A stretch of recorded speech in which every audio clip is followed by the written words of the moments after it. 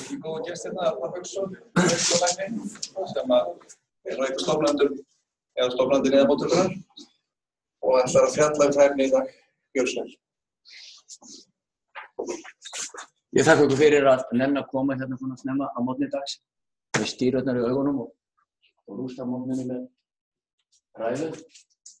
Það eru 26 ár og 2 mánuðir síðan að ég hafði samband hingað norður, þá vorum við að undirbúa stofnun neyðarmóttöku í Reykjavík. Það var langan aðdraganda, 6 ára aðdraganda og mér fannst það mikið að ég hafði unnið hérna hjá okkur í 6 ár þegar ég var á kandídatsári. Fór meðal annars allir læknarnir og sérfræðingarnir og aðstoðarlæknar í geðgreiningu út á Brynjólfs, sem fræktur orðið og enduðu hérna upp í hjúkrunarbústaði. Það sem menn fóru í þunglyndi og grétu bak við gardínu sko. Þegar Brynjólfur hreinsaði upp allar syndir og allar sorgir sko. Ég efast að ég verði eins öflugur í starfinu. En ég tók hérna saman hann Kristján Baldursson þegar við stofnum þessa móttöku. Þá auglýstum við hjá lögreglu, hjá rannsóknarlögreglumönnum, hjá sálfræðingum, félagsráðgjöfum, öllum bænum. Og það kom hvorki meira minni heldur en 90 manns og svo gerðum við fundargerð og í henni tókum við saman í fundargerðinni hver væri markmiðin okkar, tilgangurinn og hvernig við ætlum að standa að þessu. Það var ekki fyndið að segja það að í desember núna, 11. desember, þá fórum við 19 manns af neyðarmóttökunni í Reykjavík á Evrópuráðstefnu kynferðislegt ofbeldi í Helsinki. Og við héldum að við varum fram að læra helling, velkomin. Við héldum að við varum að læra helling, en það kom í ljós að belgar og hollendingar og hluti af því sem Bretarnir að gera er það sem við vorum að byrja með fyrir 26 árum. Mér láti þetta ganga hérna. Ég veit ekki hvort ég veit þetta öllum. Tilgangurinn er þess að allir við læknar sem við unnum erlendis sem við nefnum því ef við höfum unnið á kvensjúkdómadeildum eða réttarlæknisfræðideildum að vera kallaðir til þegar lögregla hefur komið með þolendur kynferðislegs ofbeldis.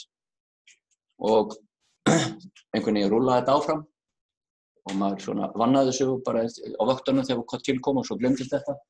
Örsjaldan sem maður var kallaður í rétt. Hins vegar þegar maður kom heim og fór að vinna á kvennadeildinni. Þá gerðist það oft þegar maður var á vaktinni að þá komu 2 uppáklæddir lögreglumenn með dauðadrukkna konu og sátu í endanum á kvensjúkdómaganginum þar sem að allur umgangurinn var fram og tilbaka með sjúklinga, með fólk sem var að koma í fæðingar, skoðanir og þarna satt þolandinn oft illa lemstraður og drukkinn fyrir allra augum og ég talaði við fyrst við landlækni og svo talaði við héraðslækni sem var ábyrgur fyrir skoðunum í Reykjavík og sagði að þetta gengi ekki, þetta væri sko ofbeldi gagnvart konum, það var meginhlutinn kvenna þá og það yrði að gera eitthvað í þessu. Og svo byrjar boltinn að rúlla. Við héldum fyrirlestur endurmenntun fyrir lækna á læknadöfum fyrir 3 árum, læknahópurinn sem stendur að þessu í Hörpu og hluta glærunum koma þaðan. Það leggjum áherslu á það að þolandinn er alltaf miðpunktur. Það er ekki þannig að þetta sé alltaf kynferðislegt ofbeldi, valdbeiting. Þetta er ofsjálega oft á gráu svæði. Það sem að 2 drukknir einstaklingar lenda í því að vakna morgni dags og vita ekki hvor áttu upphafið að hvoru. Við má aldrei glemma því. Öðru lagi, þá eru við heilbrigðisstarfsfólk sem komum að skoðum svona mála, við erum raunverulega réttargæslufólk.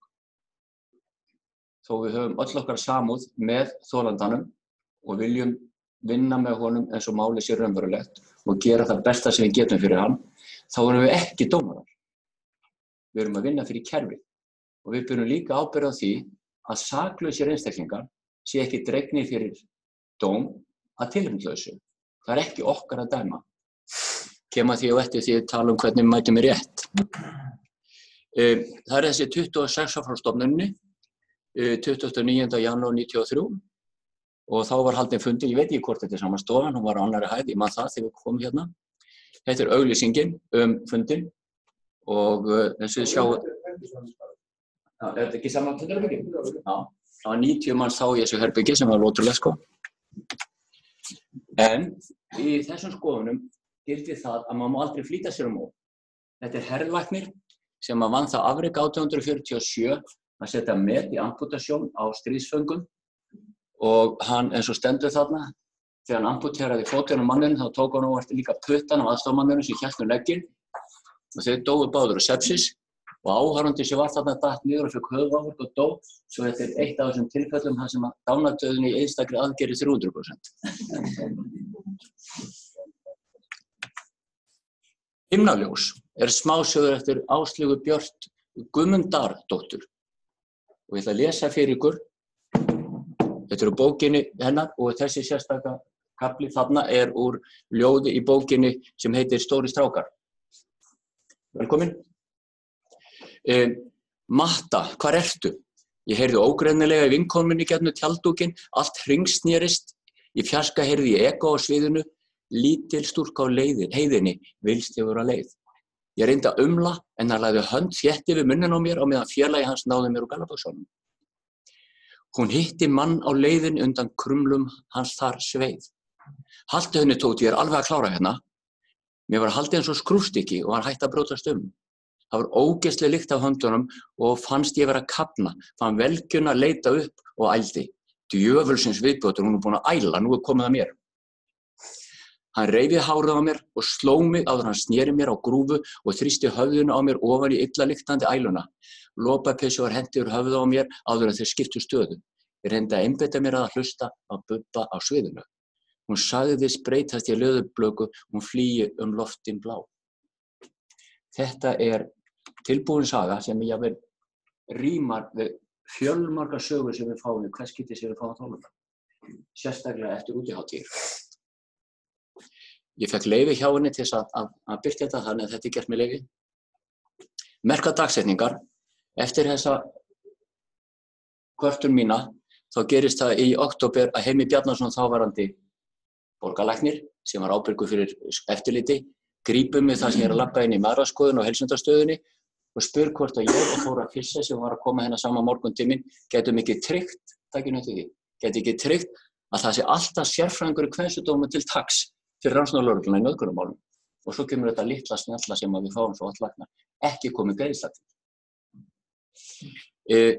Við bárum þetta upp á fund á Landspítalanum og það var engin sérfræðingur sem var tilbúinn að koma í þetta, þannig að það endaði á því að ég sagði skildi mæta því ég gæti. 1984 samþykkir Alþingi svo lög það að skipa nefnd að gera tillögur úrbætur í nauðgunarmálum. Það tók yfir 4 ár fyrir nefndin að klára nefndarálit. 8. mars 1990 taka samtök kvenna gegn kynferðislegu ofbeldi sér aðstöðu inni hjá Stígamótum. Stígamót voru þá að missa húsið sitt á Vesturgötunni og Guðrún eldri, það er óheppilegt, það eru 2 Guðrúnar þarna og það er ekki samslags karakterinn þó að séu báðar svolítið ákveðnar. Kom tíminn og sagði við erum að missa húsið, ég ætla að fara að reyna að tala við Lion-klúbba og reyna að hvort ég geti ekki engin styrkja okkur. Svo ég fór með henni og talaði á 3 Lion-klúbbum og höluðum inn á 4 milljón og þeir gátu að borga skuldina í húsinu. Það voru nokkru félagi sem hættu í einu lagaklónum, þau voru á móti því að vera að styðja konu sem var alltaf að kæra kalla.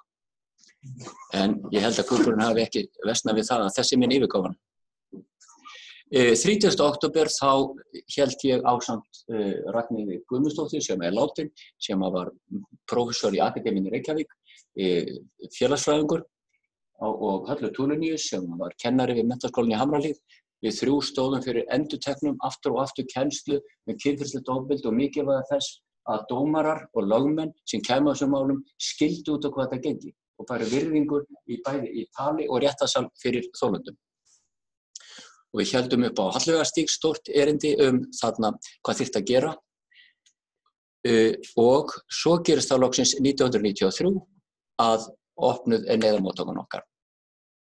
Fram að því þá stóð ég á Krónísku bakveit í 8 ár, ókeypis, fyrir ríkið og ég tók að ganni saman í fyrradag og að því að ég á alla möppurna með þessum skjölum að því að það var engin geymslustaður nema í borðstofunni heima hjá mér og síðan í þvottahúsinu. Og þetta málafjöldin á þessum 8 árum var 131 útkall hjá mér, af því voru 120 konur og 2 karlmenn sem voru þolendur. Byrjaði á því að þeir vildu fá mig til að skoða gerendur líka og svo hafnaði því og sagði það ekki saman að sami maðurinn skoði þolendan og gerendan því að það stangast á hagsmunir bæði beggja aðila og svo eins í réttargæslukerfisins að sami aðilinn túlki fyrir báða aðilana. og þá var sett á sérstök bakvaktarvakt fyrir gerendur og hún var vel greidd. Ég veit það, þekki báða vini mína sem voru þar. Af þessum 131 voru 3 einstaklingar sem komu af sérheimilum, skertir, misnotkun sem við vitum að tíðkast í dag og kannski meira mæli aftur í dag af því að það er að smygla sér inn svolítið að sykurpötum inn á deildir fyrir geðfatlaða, fyrir fólk með sérþarfir og annars og ákveðna öldrunardeildir og er að misnota fólkið. 11 börn, það getið því. Þarna voru börn 16 ára yngri, ekki samkvæmt nýju reglugerðinni. Neyðarmóttakan, þið þekkið kannski þessa glæru, þið sjáu hvernig hægt og bítandi með kynningu og starfsemi að aðsókn að neyðarmóttökunni hefur aukist jafnt og þétt. Og í ár, þegar Hrönn var að gera upp árið, þá höfum við verið með 175 þolendur. En obbinn af þessu er ungar stelpur. Obbinn er undir 35 ára aldri. Og það er svolítið ljótt og leiðinlegt að segja það, að það er yfirleitt alltaf sama sagan. 2-3 vinkonur leggja af stað, sitja í heimapartí og ætla að hafa kósí, fara í bæinn, detta í það, menn akkur með ekki sleppt og detti í þessu strákar. Og 2 þeirra eiga kærasta, þeir koma og pikkaður upp eftir balli og þær fara heim, en gleyma þessari þriðju, sem stendur síðan blindfull á barnum, búið með peningana sína, labbar út af barnum, þar er einhver maður fyrir utan, jafnvel kunningi, jafnvel vinur, jafnvel skólabróður úr skóla. Og hún segir, geturðu lána mig fyrir bíl heim? Æ, nei, ég er blokkur, ég bíl hérna rétt frá. Ég skal sofa á gólfinu og þú mátt sofa í rúminu mínu. Þetta er mjög algengt svona saman. Morgunin eftir að vaknaði bæði nakin í rúminu. Og svo veit maður ekki hver að hóf leikinn. Kynjahlutfallið sjáið, það er það bil kannski 5,5–6% af meðaltali upp í 10% kallar, en kallar koma síður í skoðanir. Ekki svolítið minnkunaratriði fyrir okkur kallana að játa það okkur hafi verið nauðgað. Upp á síðkastið hefur borið svolítið að því að við fengið mikið af erlendum ferðamönnum sem hafa verið að nauðga íslenskum strákum á börum eftir að hafa fyllt á. Móttakan byggist á þessum þáttum og því ég kynnti með endurtaka mig þegar líður á. Upplýsingar til brotaþolanna þegar hann kemur hvað til stendur, bæði sálfræði og lögfræði aðstoð og hún sé kostnaðarlaus, réttindi hans, að hann sé ekki skyldugur til þess að segja neitt sem hann vill ekki segja og það sem við segjum við hann sé bundið trúnaði.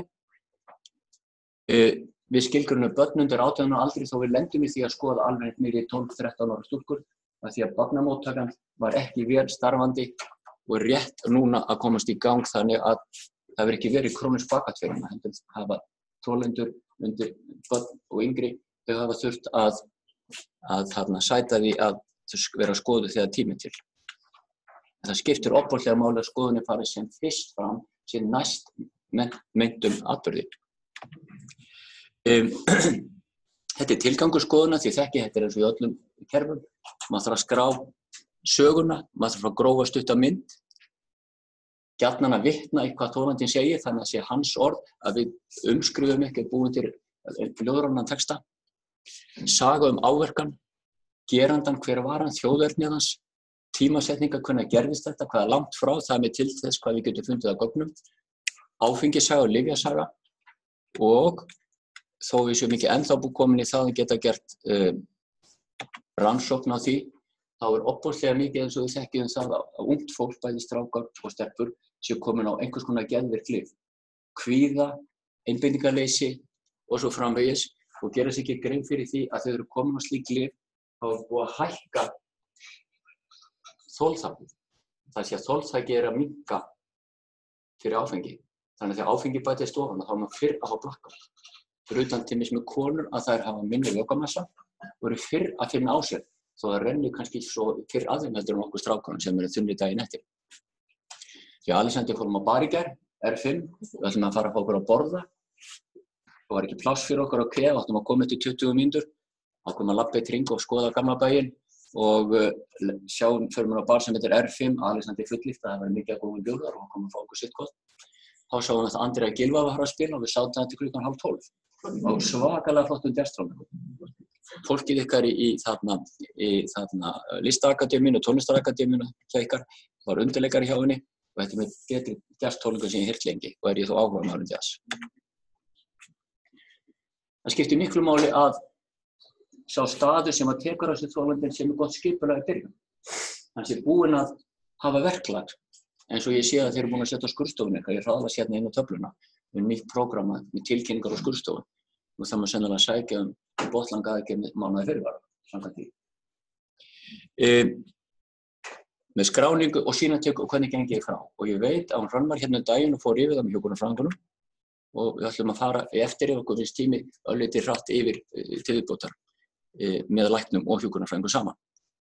Og svo þarf að gera í lok skýrslunar, mér skilst að það sé til hérna kassa með skýrslum í, er það ekki rétt hjá mér? Já, í lok þarna að taka saman í sögunni og samræma söguna og hvað var gert og hvaða gögn eru geymt. Það verður að vera skráð því að það getur liðið alveg upp í 5-6 ár þá mútið að kallið til þá er síðan þá búin að farga gögnunum en núna höfum við á aðstöðu á neyðarmóttökunni að geyma gögnin lengur, áður geymdum við ekki nema í nokkra vikur, 9 vikur. Og svo tökum við eiturefnapróf, við tökum forrannsókn á einni lifrarbólgu og því ekki að því að við eigum von á að finna sýkingu þá bara geta staðfest ef að kemur að þolandinn hafi verið með hvorki lifrarbólgu eða HIV á meintum atburði, ef það skyldi koma upp. En við höfum óbúrslega langsum þessi ár sem að neyðarmóttökunni starfa, við höfum ennþá ekki fengið neitt sem hefur sporið þess bætur eftir á að hafa sýkst að þessum veirum. Á staðnum höfum við þennan kassa með öllum gögnum og þarna við þurfum ekki að fara aftur í það. Þá kemur sagan. Þegar við tökum söguna á atburðarásina með tilvitnunum eins og við bent á áðan, þá þurfum við líka að lýsa áverkanum. Hvar eru áverkarnir? Ég mást ekki að labba lengra frá. Út af fjárbúnaðinum. Hvar eru áverkarnir?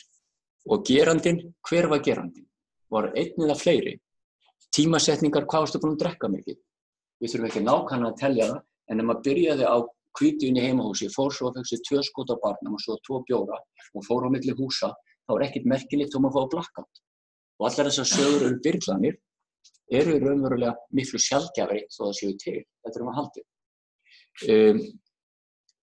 Einfaldlega er þetta bing-drinking, það massa drykkja sem gera verkum að við sláum út. Einnig þurfum við að vita hvernig síðustu samfæri voru, þannig að við mikroskópurum út sýni og sjáum sæðisfrumur, þá þurfum við að vita að sé ekki frá kærasta unnasta eða einhverjum öðrum sem hafa haft samfæri með vilja fyrir daginn eða kvöldið eða nóttina. Því það er oft slíkt í gangi. Í atburðarrásinni við förum grimmar yfir hana, þá er oft gott að vita hvað þolandinn var í byrjun. Því að leið hann byrjar að rifja þetta upp, þá man hann oft kveikju að því hvað gerist framfram. Hann segir ég man ekki neitt, en svo við sittum í rólegheitum með honum, þá er þolandinn að slaka á, maður þarf að tengjast honum, gefa þolandinn tækifæri, alveg sama hvað hann lyktir illa, hvað er sama hvað hann drukkinn, við lendum oft í því að þolandinn er í ham. En við þurfum að endilega muna það, hann ætlaði örugglega ekki að vera móttökuna á FSA miðanótt að láta ókunnan lækni eða hjúkrunarfræðing skoða sig út á ofbeldi. Hann ætlaði að vera í samkvæmi heima eða komið heim til sín til unnusta maka barns og vera frískur til vinnu eða hvað sem hann ætlaði að gera daginn eftir. Og fyrir bragðið þá beinist oft fyrsta reiðiskastið að okkur. Ekki að því að þau séu að hata okkur þó við fáum stundum dembu, heldur að því að þau hafa engan annan fyrir að kvarta. Við erum fyrsta stoppistöð fyrir að kvarta. Hafa neitt áfengis eða lyfja, hve mikið. Við tökum alkohólsblóðsýni sem með ákveðnu tímamarki, því að þá getur lyfjafræðideildin reiknað út frá fallinum í vínandamagni í blóðinu, hvað mikið hafi verið á tímapunktunum því að atburðurinn gerðist. Við tillit til þess hvort það standist þá hún getur ekki munað neitt. Nýlega var verið að sýkna hérna í máli sá ég í héraðsdómi Reykjavíkur að konan hefði ekki getað verið svona drukkin eins og hún gaf upp að hún hefði var ekki að var sýknað í Hæstarétti að hún hefði ekki verið svona drukkin því að var ekki svona mikið magn í blóðinu hefði jafnvel þegar enn var mælt í hag ekki getað verið með blackout af þessum meiningum sem komu upp. Svo blackouti geti hafa komið andlegum orsökum hennar vegna en dómararnir geti ekki metið það er tilfinningaatriði þannig að viðkomandi drengur var sýknaður bara núna í blöðunum síðustu viku. Svo er þetta sem ráðleggjum öllum að við fáum oft ungar stúlkur og einstaka strák í skólaferðalögum, þegar Emma að útskrifa, þá fyrir skólaferðalega til útlanda, opbúslega gaman. Allir kátir á hressi. Og þá hefur gerst í tvennt sem gerist. Annars vegar það að stúlkurnar á bar, dansa og skemmta sér, strákarnir fullir líka. Svo fara allir heim, en einhver ein var svo gaman og var eftir. Og 3 tilfelli á þessum tíma sem ég verið, man ég eftir stelpum á sólarstöndur á Spáni, sem vakna naktar, klæðlausar, engin peningar, veskja neitt og rænaði af öllu á ströndinni við það einhver vegfarendur eða lögregla að reyna að vekja þær upp. Fáum líka þar sem skólabróðir hefur verið upp á herbyggi í partíi og misnotað stúlkur með alveg gríðarlegum afleiðingum fyrir báða aðila. Passa ykkur á því. Einn lögreglumaður, Björgvin Björgvinsson, gamall landsliðsmaður í handknattleik, hann vogaði sér fyrir 10 árum í sambandi við drykkjuunglinga að kommentera það í blöðum að unga stúlkur ættu að passa sig að drekka ykkur svona mikið til þess að það væri ekki svona auðvelt að misnota þær. Og allir feministar heimsins helltu sér yfir hann. Hann hætti í störfum sem rannsóknarlögreglumaður og hann hætti að vinna á þessum málaflokki. Af hverju? Hann gat ekki sagt það sem ætti að segjast í öllum kennslustofum, bæði fyrir stúlkur og drengi. Það ætti að kenna okkur að drekka. Við fáum að kaupa áfengi eins og við viljum 18 ára, en það er enginn sem kennur okkur að drekka. Hvað við verum fljótt full, hvað við mögum drekka mikið og blanda ekki saman. Mér svo ég var það aldrei kennt á mínum aldri og ég þurfti að læra the hard way, alveg til 30 ára aldurs, að vakna ekki þunnur upp á hverju morgni. Ég ætla ekki að spyrja hvað mörg ykkur hafa lent í hérna, ég veit að 80% hefur gert það. Það bara Alexander sem drekkur ekki. Já. Svo skiptir máli hvert fórum. Eitt tilfelli það sem að kona mundi ekki hvar hún var, farst á Reyki, þá var hún með röndótt far á rasskinnunni. Og það tókst að finna að lokum að þetta hefði verið nauðgað í stigafgangi í húsi og mottan í stigafganginu passaði við förin á rassjónunnar. Og þannig fannst út maður á 4. hæð sem hún hefði farið með heim og tókst að rekja ferðina með myndavél í Kópavogi. Svo útlit og áverkum skiptir máli. Þetta bara summary af því sem að segja áðan. Þetta upp úr blaðinu, skoðanablaðinu sem að þau sem vinna með þetta fara yfir og eftir. Áverkar á fötum skipta máli líka. Það segir svolítið til þegar skyrta er rifin af eða brjóstahaldur er rifin á konu, þá sjáum við stundum rauð för sem við höldum að sé ekki áverkar, en samt ummerki það að það passi það að verið slitið utan flíkurnar eða fötin. Það er stórt krossablað að því að komi ljós að það er erfitt að segja varstu tekinn í rassinn, fór hann í munninn á þér, fór hann í leggöngin á þér, lét hann þig fróa sér, þurftir að sjúga hann. Það er miklu einfaldara að hafa krossablað, þar sem að þolandinn les bara á blaðið og svo bendir maður á og hún svarar annað já eða nei. Það er miklu einfaldara fyrir sjúklinga að lesa þetta sjálfur og svaraði þannig heldur en að við lesum spurningarnar upp, því að fyrir þolandann upplifist þetta oft sem niðurlæging og sem jafnvel ofbeldi, þó að sé meint af góðum hug hjá okkur sem að stundum þessar skoðanir. Og svo lyfjatakan sem við skulum þarna geyma. Ég er með glæru hérna sem að Björgvin getur opnað inn á það. Næsta. Það er smá hlið með að opna nýja glæru. Þið með spyrja. Ég að svæða ykkur. Ég maður spyrja hvernig nú segir auðvitað þetta að þau koma á brauð og bruggi. Það sem gríðarlega upplýsingar sem við fá frá fólki munnlega. Þetta ekki erfitt nálægt að fá þetta viðkvæmt á þessum tíma. Er aldrei gert þannig að það er bara gert sporum og sem sjúklingur Ef að sjúklingur er mjög drukkinn, þá náttúrulega skrifum við það. Mjög drukkinn erfitt að fá sögn. Og svo annað við sem þessu ykkur öll að taka það í lokin. Sagan sem við erum að taka, það er ekki saga fyrir lögregluna. Við erum átt spurða því í dómi. Í textanum þínu stendur þetta eins og gaf nastar að sögu daginn eftir á lögreglunni. Og þá bara eitt svar. Sagan okkar er ekki rétt. Hún er gagnið okkar til að vita hvað eigum við að leita á. Þolandinn ber enga ábyrgð á sögunni sem hann gefur okkur ef við tökum eftir. Hann ber ekki ábyrgð á sögunni sinni þegar hann gefur skýrslu á lögreglunni. Það er sagan sem við erum. Má ég koma aðeins inn á þetta? Ég heitir Hrönn og vinn með Arnari, hjúkrunarfræðingur. Það er mjög mikilvægt að hitta samt þolanda á þessum tímapunkti til þess að sjá andlegt ástand. Og geta líka tekið þessi prófið og sýna fram á hvað er mikið áfengismagn. það skiptir máli upp á dómina þegar dómar, það hærri dómar sem máli það sem sýnt fram á mikið ákveðsvart að það geta skortað sem ákveðist. Þannig að það líka skiptir mjög miklu máli að við sjáum og það við erum það góð í að einhvern veginn að það bara eins og 26 ári, ég 6 ár, að líka bara svona dálítið að tala við þolanda þannig að þú sagði mér að ekki leiða áfram heldur bara, fá söguna eins vel og hægt á þessum tímapunkti. En þannig að það skiptir máli að hitta þolanda. Ok, þetta hann Björgvin sem í rannsóknarlögreglunni í Reykjavík, tæknideild, gríðarlega flinkur og duglegur náungi.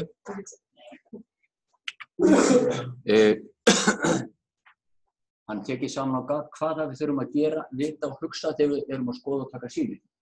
Og að því að sýnin eru það sem kannski einna mikilvægast fyrir dómgæslukerfið, þó að lögmennirnir sem eru fyrir þolandann, við sköffum þolandann og lögmann, lögfulltrúa, sem á að fylgja málum hans eftir, vorum áður líka með félagsráðgjaf, við mistum það út á kostnaði og lögfræðiþjónusta frí.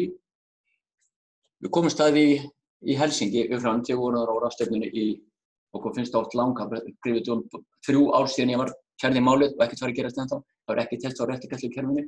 Það tekur 2 ár í Finnlandi með allra þeirra rannsóknarferli að undirbúa skoðun á málunni og svo tekur það 23 ár til viðbótar að koma því í gegn í dómi. Svo þetta ferli tregt.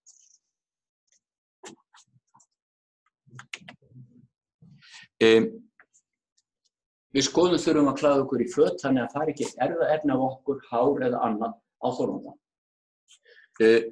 Nú þurfum að nota dúk og hanska sömu ástæðum til þess að skilja ekki DNA þarna ummerkjum.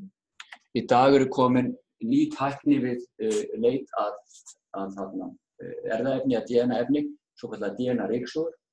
Það hægt að raunverulega ryksuga yfir sjúklinginn á stuttum tíma og fá inn erfðaefni af skrokki. Og þegar við tökum sýnið þá þurfum við að byrja skipulega munnur af því að það er oft verið að sleikja og kissa og jafnvel láta sjúga. Hár, taka hár, ef við greiðum hár og það kemur laust hár þá þurfum við að taka sýnisóttan hár í þolandans líka til að vita þetta hans hár sem við erum að fá.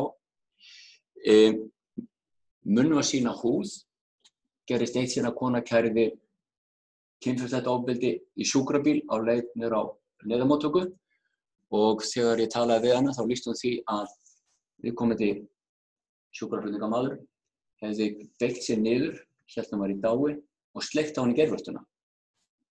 Og þegar hún sagði þetta tók ég sýni af henni og það fannst munnvast DNA-ummerki af honum á geirvörtuþokkinu.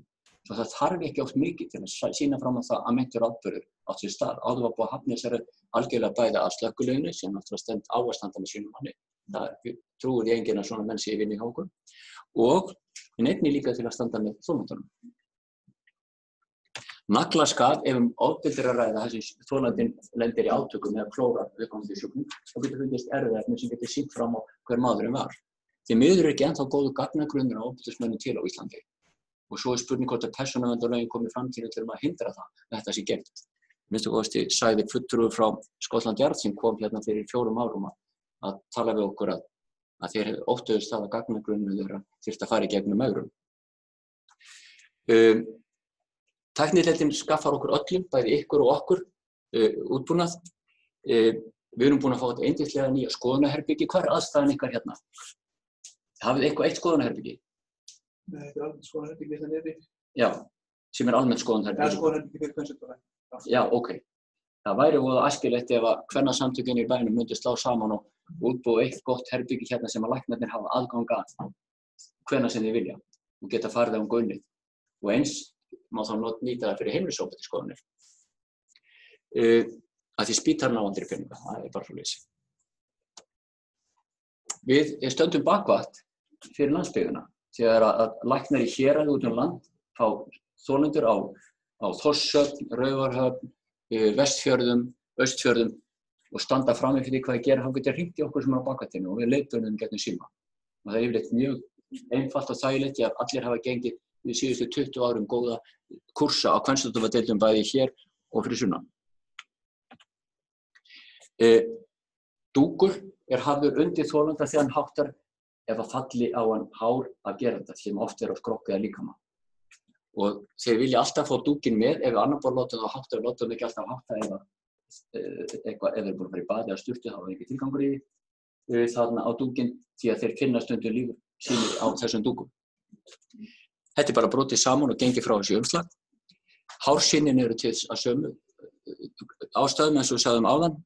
Allt þarf að setja þetta í merkta poka sem þarna merkt bæði númer á þolandanum og dagurinn sem sýnið tekið og hvaðan það tekið. Við erum sem betur fyrir ekki að kljást eins mikið ofbeldis þessi gögn unnin eftir breskum og bandarískum reglum. Við erum sem betur fyrir ekki að fá svona ofboðslega mikið af ofbeldisnauðgunum og kynferðislegum misbeitingum eins og þeir gera erlendis, það sem kannski enginn veit hvað það eru dóp, það eru byssur, það eru og enginn veit hver gert. Hérna oftast vita konur, svona 85–90% tilfella, hvar það voru, með hverjum og hvernig. Svo við lendum ekki í því að við þurfum þessa ofboðslega grimmu analýsu. En það gott að vita hvernig þetta gert þess að við skiljum hvað við erum þó heppin á Íslandi að geta fengið góð gögn sem að gagnast okkar skjólstæðingum. Ómöllapinnir eru bara sæfðir, steriliserðaðir pinnar sem eru í lokuðum umbúðum og það þarf bæði að taka viðkomandi strók með pinnanum, strúka það út á gler en nauðsynlegt. Það ekki miklu áhersla hjá RLR og meiri áhersla núna eftir sem tæknin þeirra til að greina lífsýni verður betri. Að við strúkum jafnvel þótt við strúkum á húð og reiknum ekki með að koma nokkuð skapahlutur á glerið, þá vilja samt fá strók á gler. Þeir eru að skamma okkur fyrir það þegar við gleymum því. Merkja þetta, innsigla þetta. Við höfum komið upp með það að hjúkrunarfræðingarnir okkar eru svo svakalega duglegar og effektívar að þeir eru að gera þetta bara jafn róðum þegar við skoðum, þannig að tímalengdin í skoðun oftast undir 2 klukkustundum jafnvel í erfiðum málum. Og fyrir okkur frönd sem jafnvel með erfið tilfelli þá getum við klára skoðun á klukkutíma þó að við séum aðvandum. Og þó að markmiðið það að maður skilji þolandanum af sér þegar hann fer út úr herberginu þannig að hún líði vel og hann sé búinn að losna við skömmina. Gamla daga þá var alltaf sagt við þolanda þegar hann kom, þetta svo hroðalegt að lenda í þessu, þú kemur til að upplifa þetta alla ævi, láttu ekki bregða við þóttu vatnir upp á nóttunum með martraðir, það getur vel verið, þú getur aldrei klárað skólana því þú ert alltaf að hugsa þetta og þú kannski trosnar upp í hjónaböndum og sambúðum, við erum að breyta þolandanum í aumingja. Ég hef skrýtna nálgun, ég að segja við allar skjólstæðingar, jafn konur sem kalla, nauðgun hefur ekkert með kynlíf að gera. Kynlíf eitthvað sem að þið ákveðið sjálf, hvert fyrir ykkur kallar og konur, með hverjum, hvenær og hvernig og þið getið haft það eins fjölbreytt eins og flóran á mörkum landsins. En þegar einhver kemur og tekur af okkur þetta frelsi, þá það bara árekstur eins og bifreiðaslys. Það bara keyrt á okkur, við brotnuðum, læknar og hjúkrunarfræðingur gifs okkur saman og eftir árekstur þá ég ekki alltaf að spugla í því að það væri keyrt á mig hérna á Drottningarbrautinni. Ég er löngu búinn að gleyma því, nema akkúrat kannski því ég keyri það framhjá. Og svo ég börnaði að flauga hérna hafi ég lent í árekstri. Þetta allt önnur nálgun. Taka skömmina því að þolandinn tekur alltaf skömmina inn á sig. Ég hefði ekki átt að drekka svona mikið, ég hefði ekki átt að vera svona, ég hefði átt að fara fyrir heim, ég hefði ekki átt að tala við þennan mann. Allt af þessu rangt. Hún hefur full leyfi, eða hann, til þess að vera full, ef hún endilega vill. Hún hefur full leyfi til að tala við hvern sem jafnvel 4 útlendinga á hótelherbergi. Hún hefur full leyfi til þess að fara heim með einhverjum, en þegar að einhver fer inn fyrir hennar persónulega rými, þá það valdbending. Og það ekki leyfilegt. Þetta ekki sama og kjölir í grunnskóla. Réttarlæknisgögnin eru blóðsýni, glös, þvagsýni og svo ræktanir fyrir kynsjúkdóma. Við höfum verið að gefa sýklalyf við kynsjúkdóma, en í ljósi þess vaxandi sýklalyfja ofnæmis komið mikil umræða hvort við eigum að halda áfram að gefa sýklalyf. Það umræða sem að við getum ekki ákveðið einu, það að takast á stórum basis á hverju landi fyrir sig. Við höfum gefið þessi lyf automatist. Í dag höfum við gert það ef þetta eru útlendingar, ekki ef þetta eru skólakrakkar innbyrðis og við vorum samfærðir það ekki, við vorum í Helsingi að við yrðum að endurskoða þessa miklu sýklalyfjagjöf. En það tökum við í samræðu einhvern tímann í vinnuhópi og finnum okkur vinnureglur sjálf því að það er ekki eitthvað sem einn deild, hvorki Landspítalinn aðrir taka ákvörðun um, það þurfum að taka upp í samtali. Ég er búið að taka alla fatnað, þá pökkum við svo saman, hver flík í sinn poka. Ef að þolandinn er búið að skipta um föt eða fara í sturtu, þá segjum við, heyrðu, ef þú átt nærbuxur heima, ef þú átt leggings heima, ef þú átt peysunniðina heima og það er útlit fyrir að eitthvað hafi gerst með það, að verður sánatal, ekki setja það þvottavél, takta upp úr þvottakörfunni, setja það í bréfpoka og geymdu það með þú sér hvort þú ætlar að kæra málið og hvort það verður eitthvað. Ef þú vilt ekki kæra það, þá getur þið hent í brenta eða setja í þvott og hreinsun. Hlutur eins og túrtapar, ég var á blæðingu og var með túrtapa eftir þetta gerðist og svo búin að henda honum. Ef það finnst, þá getur verið sæði og DNA í honum. Svo þó var hljóma ekki fallegt, þá getur þessi við að taka túrtapa og hengja upp á snúru, láta hann þarna. Ekki alveg svoleiðis. Þessi er svona Andrés Andarhummet, sko. Buxnaeinleikinn þarf að geymast allt í pakki. Ég gerði það að gamni að ég tók 2 grisjur sem ég tók sýni á 1986 og geymdi að því að ég vissi aldrei hvað er kært og hvað ekki. Og ég sendi honum Björgunu það upp og eftir tæplega 30 ár gat að fundið DNA-merki í því. Svo DNA lifir til eilífðar. Ef það rendir ekki í það sem það getur ekki loftað, þá rotnar það niður og brotnar. Nú, þetta er að vera búið. Það er að pakka þessu, geyma þetta, þangað til að þolendur er búin að ákveða, hann hefur ákveðin lagtíma, daginn lenti við því að kom 30 ára gamalt mál og hendi öllum gögnum. En kona vildi kæra, af því að hún vildi ekki horfast oftar í augu við manni sem gerði þetta við hana og vera sjálf að upplifa skömmina, láta honum líða og hlæja sig að brandarum hana. Svo hún kærði bara til þess að draga frá í rétt, til þess að setja frá söguna, þannig að hann væri komin á blað með sögu, þannig að hættir að hlæja henni saman. Tölfræðin, svona rétt í lokin, 563 mál, þar voru 100 á landsbyggðinni, það getur. Tæplega fjórðungur málanna kemur á landsbyggðinni. Við vitum að heildarfjöldi mála er sennilega þrefalt þess á hverju ári. 28% málanna hafa komið til dómstóla. Af hverju fara svona fá mál fyrir dómstóla? Það er að því að fyrsta leið þolandinn dregur málið tilbaka. Það er ekki næg sönnunargögn. Sagan er misvísandi. Stundum er meintur gerandi, trúverður heldur með þolandinn. Ég ætla ekki að fara út í þá umræðu, það er lengri umræða. Og svo getur þetta að bíða, eins og ég sagði ykkur með Finnana, í fleiri ár, þangað til að dómstóll er tilbúinn að taka máli fyrir. Þetta var það sem ég ætla að segja ykkur í dag. 20 ár.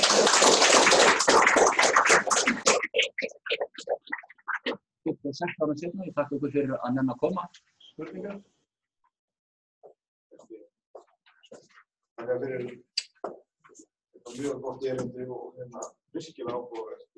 Ég fannst þú svona, þetta er nú svona móttaka eins og kannski margt annað sem ég hef að gera sem ég hefði helst sennilega viljum aldrei vera hvað út í. Ég fannst þú svona í að svolítið að því á hann og að tala áhengi eftir öll þessi ár þá hvaða svona forvarnar eru efst í þínum huga 2-3 sem það fær út í til afleiðismenn. 80% af þessum málum þyrfti aldrei að koma upp. Við erum of sársaukagerðir, þannig að við erum leiksoppur í höndum þeirra sem vilja.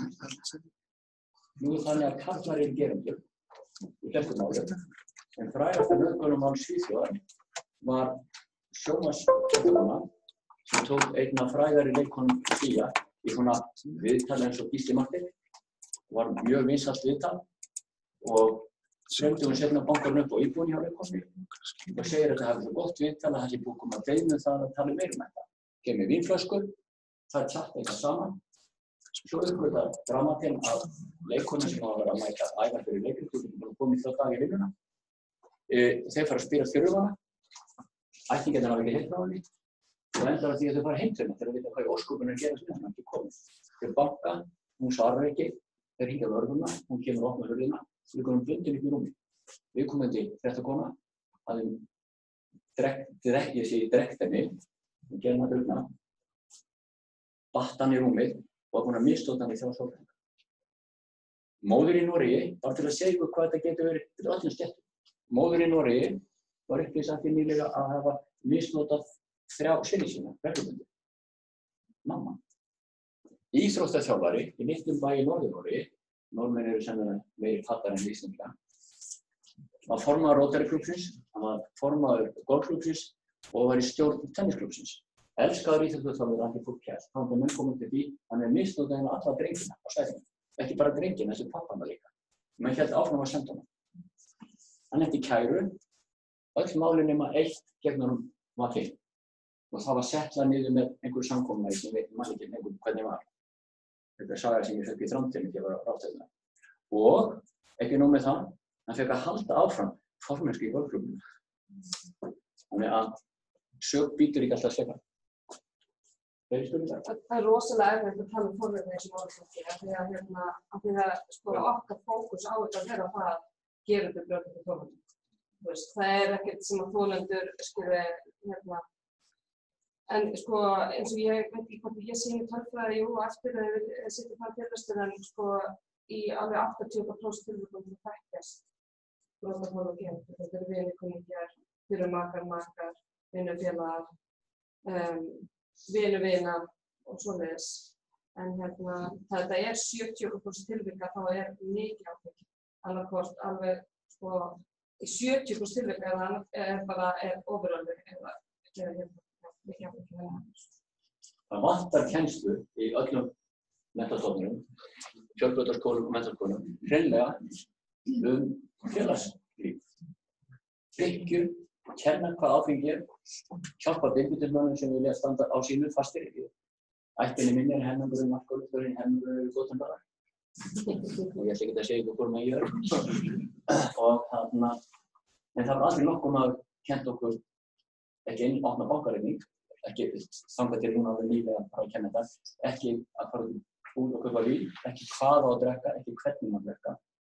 Það verður að kenna okkur. Það er hluti af félagsfræðslu. Og við gripum inn í svo orkudrykkir. Það er vita að orkudrykkir hafa áhrif líka á áfengisneyslu og það er mjög mikið ungt fólk sem drekkur orkudrykki. Það verður einhver svona dætt í líkamanum miðanótt, þannig að fólk sem drekkur blackout og það er verið að servera svona fötur á áfengi inn á stöðunum, þar sem er líka orkudrykki með og það er verið að bjóða svona hálfgerð grúming dálítið af því að áfengi er helsta byrjunin, það er bara þannig. Og svo er það líka það sem við erum að sjá og maður er kannski að tala dálítið við fólk sem er í kynjafræði í háskólanum og er að gera rannsóknir á þessu og það er ein rosa flott rannsókn í gangi núna þar sem er doktorsnemi að taka rýnihópaviðtöl ungt fólk. Og ungt fólk talar ekki saman. Þannig að upplifun þolanda og geranda er alltaf önnur í þessu málum. Kannski og ofbeldi, við erum alveg að sjá meira ofbeldi. Meira hálstak, meira svona niðurlægingu, svona klánið er að hafa mikið áhrif þarna og ungi karlmenn, við vorum í Finnlandi og svona eiginlega mest sjokkerandi fyrirlestur fyrir okkur öll var þetta fyrirlestur sænsku konunnar sem hélt fyrirlestur klán og við, ég held að ég hef séð eða, maður heldur alltaf að maður séð toppa sig en maður er samt alltaf að toppa sig. En þessi fyrirlestur, hún talaði 18 ára drengir horfa á klám á hverjum degi og þeir byrja að horfa á klám 10-11 ára. Og þetta hefur mjög mótandi áhrif á hvernig þeir horfa á kynlíf, þeir kannski þetta þeirra kynfræðsla, þetta er það sem þeir halda að setja þess að performera. Og upplifun stelpnanna er svo að það er sér á fljóðbæðin. Þannig að það er stelpnanna sem koma. Líka það þú segir þetta, ef ég horfði á bíómyndir, hvernig er klassíska bíómyndir? Stúlkan á kontornum með yfirmanninu sínum, hann byrjar að reyna við hann og hún berst á móti og svo drefur hann upp á skrifborð, ég tala um að Michael Jackson kom hérna mynd, drefur hann upp á skrifborð upp á gluggakistu, rífur niður hann og byrjar að rífa hann og allt í einu hún ofboðslega áhugasöm og elskar hennar mann og bara trillt ástæðan. Ungir menn halda þetta svona sér. Að konur vilji bara láta, hann vilja segja nei svolítið lengi, svolítið oft og svo allt í einu þeirra ofboðslega þakklátt og fólki bara fyrir það. Og við erum að sjá mjög ungt fólk og 2016 þá kom til okkur 26 einstaklingar undir 16 ára. Það er rosalega mikið, allt og mikið ungu fólki og það kom til okkur 786 börn frá 1990 til 2018 af 3116 einstaklingum. Þannig að það er mikið brot gegn börnum, ungu fólki. Ég var á fyrstu vaktinni þegar neyðarmóttökan opnaði og tók á móti fyrstu konunni. Hálfum mánuði seinna þá kom fyrsti karlmaðurinn. Það var heyrnarlaus strákur í námi í Reykjavík, utan landi. Hann að koma út úr það sem þá hét NASA, sjálfstæðishús í gamla Austurvöll, þegar maður fékk friðun og verið að breyta aftur núna í sjálfstæðishús. Miðanótt á vetri var svartur Benz fyrir utan. Og það menn þar inn og kalla hann og hann vissi hverju voru. Svona þetta voru vinir bróður hans. Hún boðið eftir aftursætið. Hann þarna heldur hann sig að vera að gera sér heim. Þeir brunum út á Seltjarnarnes. Á leiðinni til Gróttu eitt hús sem stendur úti í veginn á Gróttunni. Hann var að byrja að selja það kallinn, þannig að það sveik fram hjá þessu húsi. Það sölu núna, mókverð. Það fyrir neðan aðeinslega falleg strönd sem að mömmur eru oft á sumrin með krakkana að vaða. Einn fallegasta ströndin á Seltjarnarnesi. Þetta miðjan vetur, ískalt og frost. Hann dreginn í fjöru, með berháttan, með nauðgað í fjörunni, fötunum hans hent út í sjó. Og svo farið í burtu. Hann einn eftir. Ástæðan, bróðir hans skuldaði pening fyrir dópinn sem hann hafði ekki borgað. Þetta var skilaboð til bróður hans. Hann ætti von á ennþá meiru ef þetta gerist ekki. Strákurinn skjökklust upp á götu, labbar nakinn á götunni, í áttina til Reykjavíkur, í áttina Jóðurhúsinu, þið vitið hvað það við Hringbrautarendann. Keyrir nokkrir bílar þarna hjá, stoppar enginn. Þegar það komið langleiðina út á Jóðurhúsinu, stoppar gömul kona. Ein í bíl, fyrir allstörum manni miðanótt. Inntöku kjarki. Tekur hann að keyra hann á niðurmóttöku. Og þetta var fyrsti karlmaður sem kom í nauðgunarmóttöku. En við erum að sjá meira af dóping. Það er kókaín, það er amfetamín og geðvirk lyf alveg í haugum í Reykjavík. Og líka Akureyri. Já, þetta svo gleymast það eins að spila það. En alveg þetta koma til dóttir, þá flög gegnum þeirra list og bara gamla skoðar, Bakkus harður húsbóndi, það bara muna það. Bakkus harður húsbóndi og bara hamrað sem við unga fólki þeirra fyrir að byrja að fara út á skemmtistæðina. En núna komin í Vikti, þetta ekki bara Bakkus, það komið að hann var eittur virnar í og ég aldrei, allt ókjöld. Já, þetta rosalega.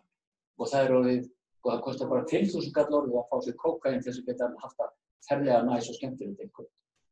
En það kostar hún fyrir ekki með 3 tvöfaldar vodka í kók fyrir þannig. Já, ég ætla aðeins að taka í góða fyrirlestur. Það var að spyrja ykkur aðeins samt í lyfjareikninguna því að okkur bera því gjarnan við en hafi örugglega verið beitlað. Hafið þið tölur hlutfall? Ég skil þetta svona þessu. Sko það við tökum alltaf, gefum alltaf þvagstix eins og ég gert hér líka og við gefum stixa fyrir nokkuð efnum. Við tökum alltaf blóð og þvag í eiturefnarannsókn fyrir lögreglu en við erum ekki sjálf að rannsaka þessi efni. Sagan stundum segir okkur. Þú veist, ég hef tekið á móti stelpu sem fékk sér 1 bjór á bar og bara vaknaði svo upp við og það stiksast í henni benzodiazepam sem róandi efni sem hún hafði ekki tekið. Við spurjum alltaf út í lyfjasögu þegar líka hvort þau séu að taka eitthvað. Ég hef talað við stelpur, ég hef eina sögunni miðbæð sem gerðist fyrir bara nokkur mánuð síðan það sem voru 3 vinkonur á besta aldri, á mínum aldri, sem hefðu fengið sér hvítisglas og fóru út að borða, fóru svo að bar og fengu sér alla saman drykkin og splittu svo upp og duttu allar niður korteri seinna sem eitthvað svona grunnsalegt fyrir ketamín eða rófnól. Rófnól erum ekki að sjá meira, það er búið að taka svolítið á markanum. En við höfum ekki getað sett fingur á það. Það var tekið svona 3 mánaða rannsókn 2015 af rannsóknarstofnuninni eiturefnafræði. Þeir gátu ekki sannað neitt af málunum, það hefði verið byrlun. En þetta svona grunnsalegt. Það nýfallinn dómur í máli sem var vitni á sem að stúlka var nauðgað á Hresson á gólfinu þar. Og það fundust 3 efni í henni sem lögreglan hafði rannsakað og hún hafði tekið einhverja. Og það var blanda og það var mjög grunnsalegt líka saga, hvernig hún lýsti því að þessi maður kom til hennar og keypti bjór og svona. En við höfum ekki getað sett svona fest fingur á það og oft áfengismagnið meira. Við sjáum það líka á bráðamóttökunni að það koma til okkar stelpur og strákar sem að telja að sér hafi verið beitlað. Og það er voða erfitt að sanna það. Aðalega erfiðleiki við sönnunina kostnaðurinn. Já, kostar rosalega mikið á 3 vikur. Framsóknarflokkurinn borgar fyrir ef málið er kært en annars spítalinn borgar fyrir það notar ekki hann til. Og spítalinn, það hefur búið að vera svona við höfum verið að tala við lögregluna hvort sem hreinlega myndum inn á bráðamóttöku taka, af því þeir hafa grunnsemdir, það er líka efni í gangi, það sem er bara venjuleg hreinsefni sem er hægt að blanda einhvern hátt og þá verður þetta eins og smursýra. Og það eru efni sem við nota á bílafótastöðum bara þannig að sko ef ásetningurinn það sterkur sko við erum alveg með mál þar sem að maður sér að það er skýr ásetningur hvernig var og en svo eru flest þessar mála þannig að fólk gera bara heim saman eru heima hjá gerendum og konundum. Ofbeldismálin á góðæristímanum fram til 2007 voru rosalega mörg ofbeldismál af konum framkvæmt af erlendum farandverkamönnum á Íslandi. Og þau hurfu rosalega mikið þegar að ofbina þessu tækifærisglæpamönnum frá Litáen og Póllandi aðalega. Meirihlutin af Pólverjum, yndislegt fólk, rosalega harðduglegt, miklu vinnumarkir, en þarna var komið heilu klíkuna til þess að ræna okkur og stela. Og voru að læðast í konur í undirgöngum á húsum og götum og fengur svolítið mikið að málum á þessum tíma. Þessu betur þegar það horfið það. Já, við erum ekki að sjá, gerendur ekki fleiri af erlendum. Við erum að sjá þetta ferðamenn sem brotið á. En við erum alltaf ung sko, hún sagði fólk á besta aldri eins og ég ætla ekki að segja það. En þarna, það aðalega þetta að sjá þetta 35 ára og yngri hópur sem nefnir í þessu. Ég get kannski sýnt smá tölfræði fyrst að ég veit ekki hvort allir ætla að setja svo fyrirlesturinn kennsluna en ég get sýnt ykkur aðeins Það eru spurningar með það kíkir. Nei, ég var bara að vona. Ég meina spurningur sem er komið aðeins en með þetta statistík það einu veitum sem að hversu mikið af fórundum sem aðeins við komum upp að óheinar og svona í styrkur skóla eftir meintan aðeins. Spillir það svolítið fyrir frá málunum og í svona samfundi sko sýningunni. Þú getur fundið sýningu í verðum. Þá þú verður stutt á náðingar alltaf skóla sig. En búið að sáku sér þá næstan sýningu. Þess er svo mikilvægt að náðum strax.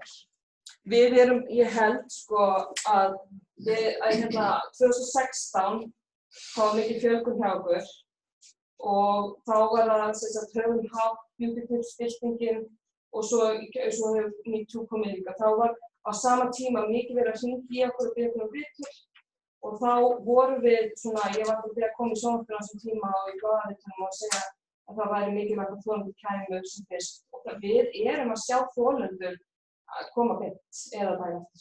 Það langt flestu tilvíkin að fólk að koma beint. Það er ekki að bíða lengi.